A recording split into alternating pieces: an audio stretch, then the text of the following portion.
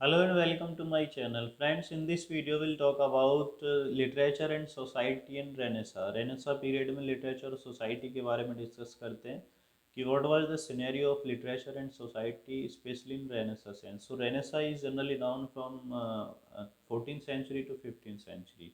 और Renaissance means to revival or rebirth of classical learning और literature. Society में जो लोग होते हैं उनके बीच में जो एनसाइंट लर्निंग थी, क्लासिकल लर्निंग थी, उसको लेके कुछ इनलाइटमेंट हुआ। लोगों ने क्लासिकल लिटरेचर को पढ़ना शुरू किया, क्लासिकल नॉर्म्स को फॉलो करना शुरू किया। सो that is called revival of learning. Actually उसको हम रेनेसा बोलते हैं, रिबर्थ और revival of learnings, intellectual intellectuality को, लर्निंग्स को, लिटरेचर को, आर्ट्स को लोग पढ़ने लगे, वहाँ से चीज़ों को सीखने लगे। So that is called Renaissance in 14th and 15th century in Europe.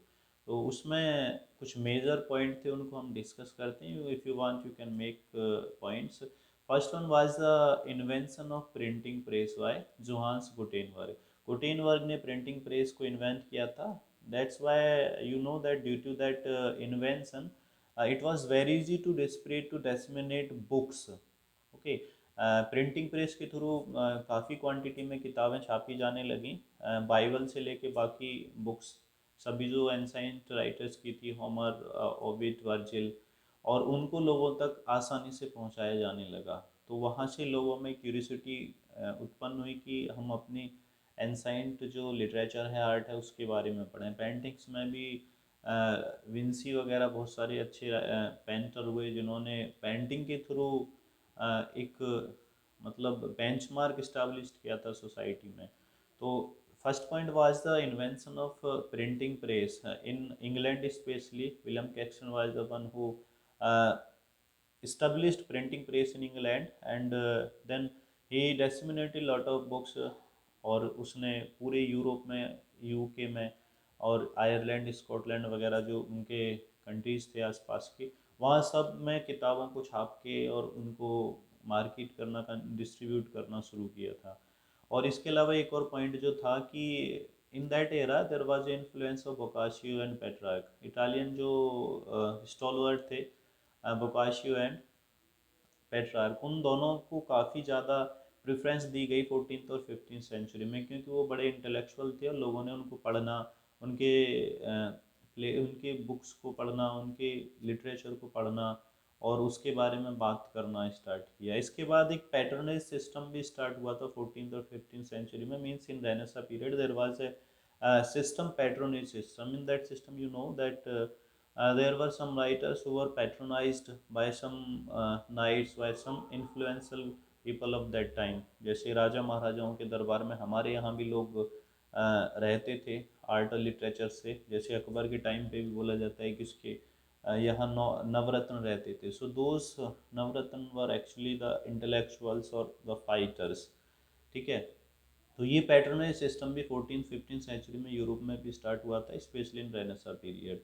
इसके अलावा जो क्लासिकल लिटरेचर था वो मैंने बताया उसी के बेस पे, क्योंकि उसकी लर्निंग का रिवाइवल हुआ था, इसको रेनेसा बोला जाता है। तो रेनेसा मैन एक कॉन्सेप्ट शुरू हो गया था कि जो व्यक्ति इंटेलेक्चुअल ग्रोथ करेगा ज़्यादा, ठीक है, और जो इस लिटरेचर को, जो classical Italian literature, European literature थी, उसको ग्रीक लिटरेचर थी, उसको पढ़ेगा और यूरोप में इसको स्प्रेड करेगा, उसके बेस पे डिस्कशन करेगा, तो उसको रेनेसा मैन बोला जाने लगा। ठीक है, तो ये एक पॉइंट था। इसके अलावा रिलीजियस कंट्रोवर्सीज भी कुछ हुई थी। जैसे मार्टिन लूथर किंग ने चैलेंज किया था चर्च की सुप्रीमेसी को। So you all know about that event. और एक लार्ज स्केल पे जो लोगों का धर्म के प्रति जो झुकाव था उसमें काफ़ी बड़ा बदलाव आया था। प्रोटेस्टेंटिज्म की तरफ लोग मुड़ने लगे थे। चर्च की सुप्रीमेसी को चैलेंज किया गया था मार्टिन किंग लूथर जैसे और लोगों के द्वारा भी। तो ये एक चेंज था। इसके अलावा जो क्लासिकल फॉर्म थी लिटरेचर की, उनको प्रेफरेंस दी जाने लगी, उनको काफ़ी प्रेफरेंस दी जाने लगी थी। जैसे मैं पहले ही बताया कि जो बोकाशी और पेट्रार्क का राइटिंग स्टाइल था उसको जो यूरोपियन और यूके के जो राइटर्स थे वो फॉलो करने लगे थे। तो ये एक पॉइंट था उस समय। इसके अलावा humanism, human centric approach follow किया गया था।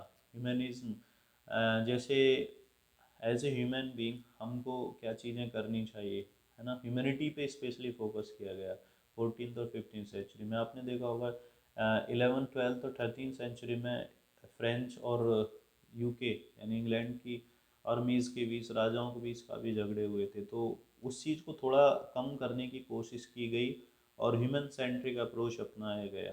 ठीक है, इसके अलावा और कुछ